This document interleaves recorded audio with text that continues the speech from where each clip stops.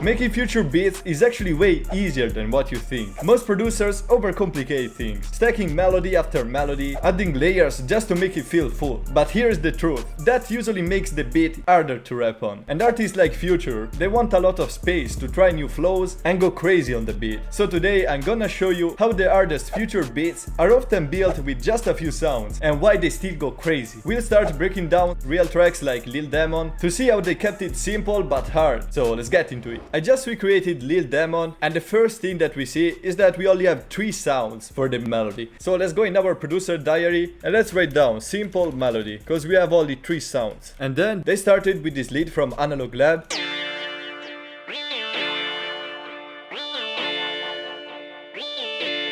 Playing a really simple pattern. Basically, we are just playing 1, 2, 3 notes, because the D sharp is already there. What they did probably is start with a minor chord like this, and then they shifted the A sharp at the end and placed also a D sharp here.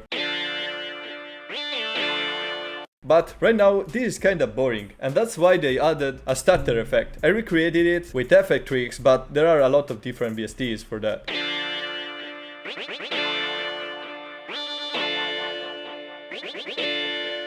That's so much better. And this is teaching us that, yeah, we can create variation in the melody and making it more complex, but we can also add effects to achieve the same result, but it's keeping it hard. So let's write everything down. So we only have 3 notes. Simple, main, melody. In fact, I always say the less notes you use in hard beats, the better it is. And then stutter to make it interesting. The last thing we can learn from this melody is that they left a lot of space. That's because the sound has a lot of release. It has some delay, I think, and some reverb. So if we had this longer, this would be a mess. Instead, we are keeping a lot of space like that. The second thing they added is a brass. I don't know the exact preset in that case. And they pasted the same melody, but adding this A sharp on top. Basically, we still have the minor chord.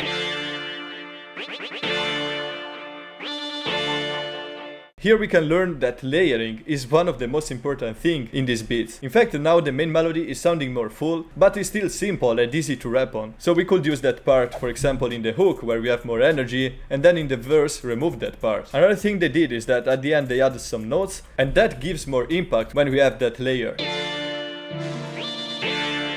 Yeah.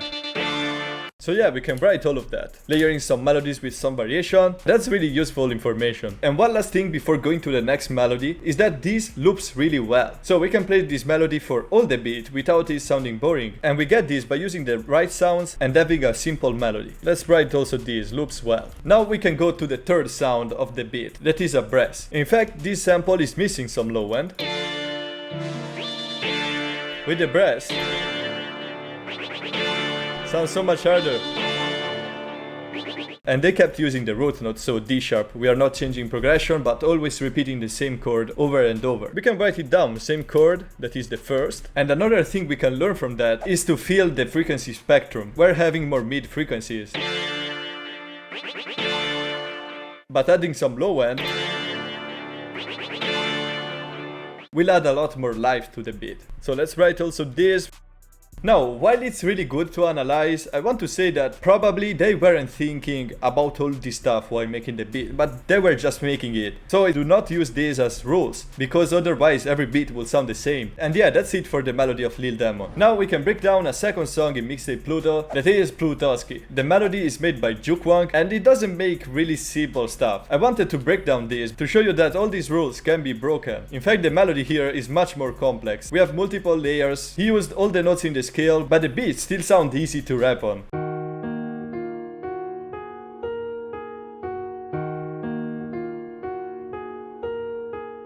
He's using a lot these few notes that are only 1 semitone apart, and this is what makes the beat hard or dark. He's using that strategy also here at the end to create variation, so the first part and the second sound different, so we can write a lot of layers. And using semitones to create tension and variation. An unusual thing about this melody is that these notes are repeated over and over, except for the third part. In fact, it basically shifted the A sharp. And that's a different way of creating variation, so let's write it down. Jukwang really built that piano melody, adding a lot of layers like these top notes, these bass notes.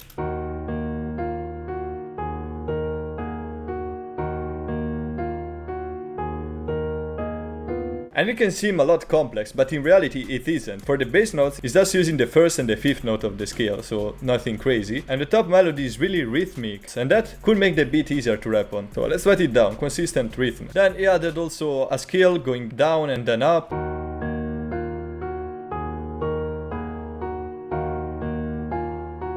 I am playing all the piano melodies, and it's still not sounding overcrowded, but instead it sounds like a vibe, simple and polished. He just adds melodies that enhance the main melody. Then he added some orchestral sounds. Let's not go too in depth about it, we don't need to, but again, he used only a few notes. He created something like a call and response between this tremolo. Now this is not the right sound, but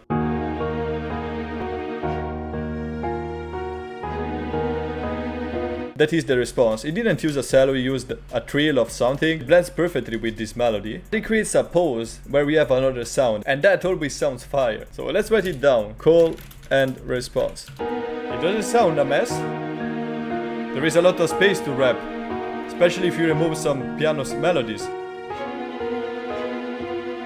So we will go back for the drums later. Now it's time to make a beat using the tips we brought down in the producer diary. And again, I don't want to use them as rules, because we need to make something unique. Let's start to make a melody with a piano and then we can change it. Place a chord.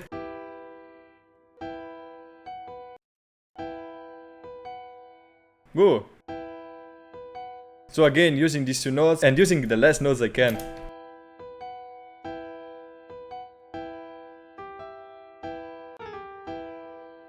Oh, that's way better.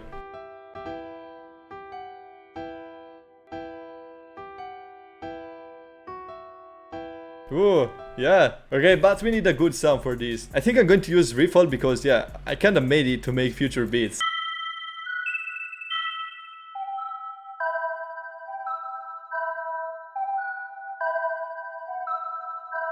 Yo, I like that. And since it's multi-keys, it's creating variation without making it complex. It only has two sounds though. And to make it even more interesting, we can add some stutter. So I'm going to use motions.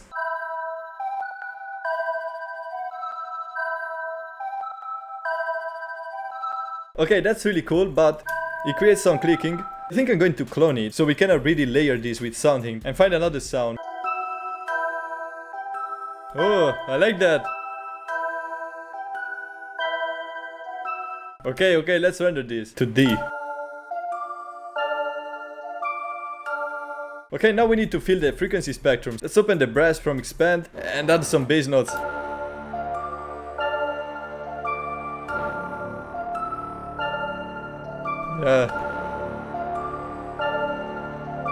I feel like we can get a really good texture out of this.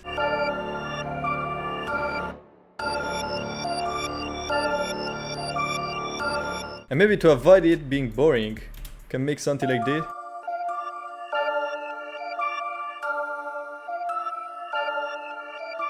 That's a good main melody, but now we need to enhance it and avoid making the beat too crowded. So let's add some orchestral sounds.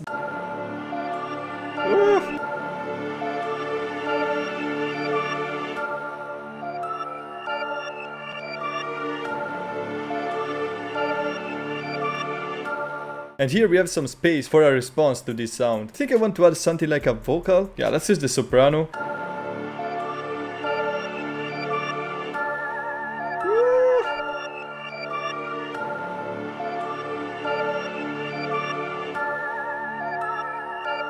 Yeah, Chuk Wong is right. The shit sounds insane. Okay, now I'm tempted to add a lot of stuff. But honestly, this is already enough. We added more sounds than Lil Demon, but it still sounds like a one thing.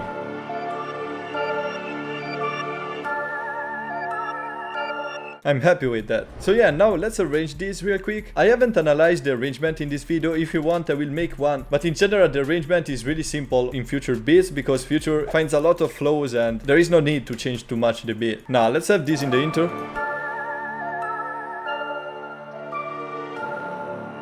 That's the hook.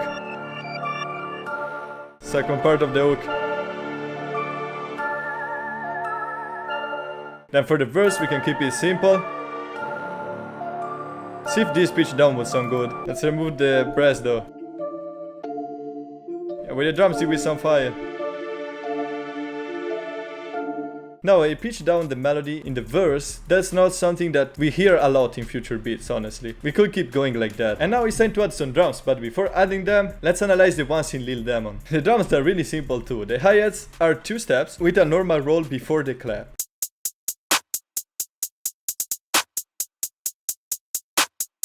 And the clap also is really simple. Then we also have a hat playing always there before the clap. And again, the fact that this is repetitive makes it a lot easier to rap on. And for the 808, the pattern is a bit crowded, but I could do that since the other stuff is really simple.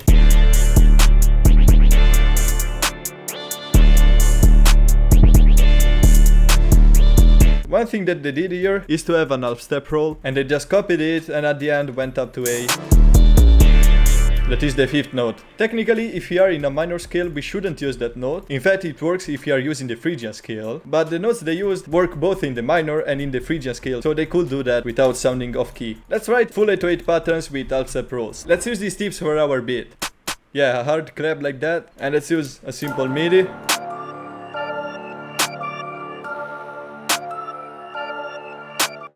Then we can add the hi-hats, so let's use 2 steps. And I like to play with the velocity. They didn't do that, I think, in Lil Demon, but let's add a roll here. Maybe add a faster roll there. Okay, and we can copy that. Then let's add an open hat. Let's find a place that has a lot of bounce and then copy it. Yeah.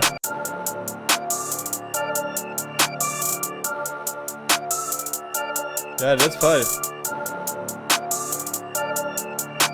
We can add also a counter snare. Generally we have it in other beats. Just to create more bounce.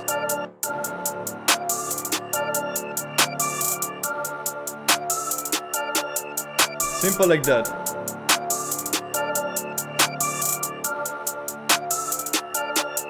And now we can add the 808. Let's use the classic spins.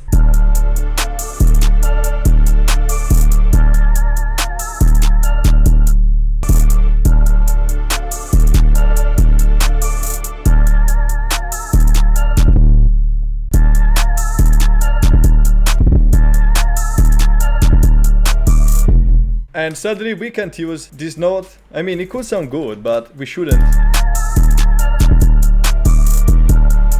Yeah, it sounds good, but we should use the 3rd or the 2nd.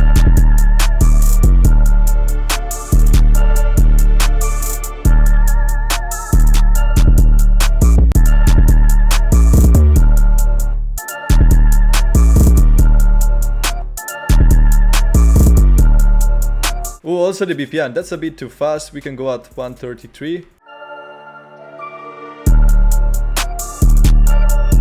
Yeah.